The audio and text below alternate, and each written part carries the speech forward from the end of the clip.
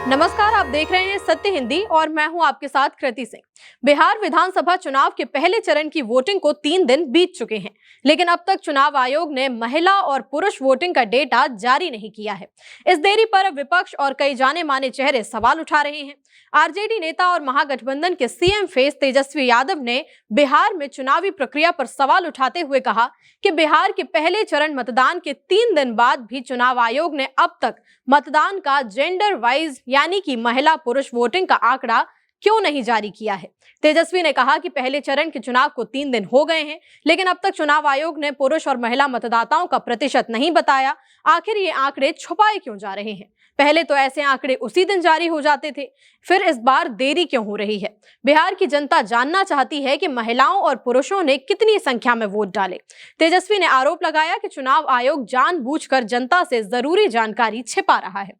Patna airport पर media से बातचीत करते हुए तेजस्वी ने कहा कि समस्तीपुर के सराय रंजन इलाके में सड़क पर वीवीपैट पर्चियां बिखरी मिलने की खबरें आ रही हैं। ये बहुत ही गंभीर मामला है। तेजस्वी ने चुनाव आयोग से यह भी पूछा कि सड़क पर मिली वीवीपैट पर्चियों का क्या मामला है और समस्तीपुर के स्ट्रांग रूम में सीसीटीवी कैमरे बंद क्यों हो गए थे।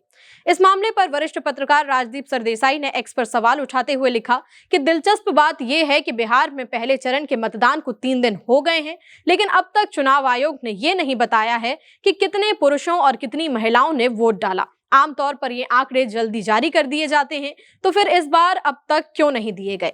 वरिष्ठ वकील और सामाजिक कार्यकर्ता प्रशांत भूषण ने भी चुनाव आयोग पर सवाल उठाते हुए एक्स पर लिखा कि चुनाव आयोग बिल्कुल भी पारदर्शिता नहीं दिखा रहा है।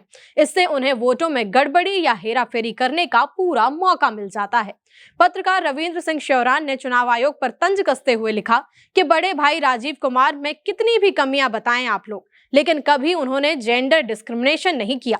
ज्ञानेश कुमार भाई जी तो पहले चरण के मतदान का जेंडर वाइज वोटिंग डेटा भी अभी तक जारी नहीं कर पाए हैं। हालांकि चुनाव आयोग की ओर से अब तक इस देरी पर कोई आधिकारिक बयान नहीं आया है। आपको बता दें कि बिहार विधानसभा चुनाव 2025 के पहले चरण में 121 सीटों पर वोटिंग हुई थी, जिसमें कुल 64% मतदान दर्ज किया गया था। लेकिन 3 दिन बीत जाने के बाद भी चुनाव आयोग ने जेंडर वाइज डेटा जारी नहीं किया है।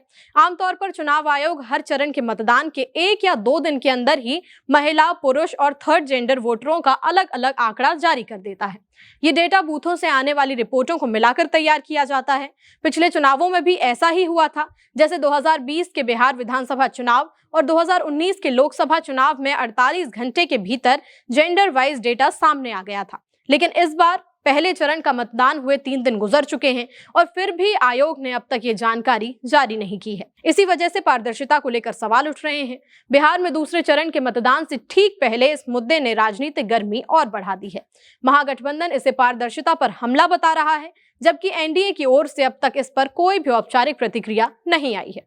इस पूरे मामले में आपकी जो भी राय हो हमें कमेंट में जरूर बताएं। वीडियो पसंद आया तो लाइक और शेयर करें और चैनल को सब्सक्राइब करना ना भूलें। फिलहाल के लिए इतना ही। नमस्कार। Copyright disclaimer under Section 107 of the Copyright Act 1976. Allowance is made for fair use for purposes such as criticism, comment, news reporting, scholarship, and research. Fair use is a use permitted by copyright statute that might otherwise be infringing.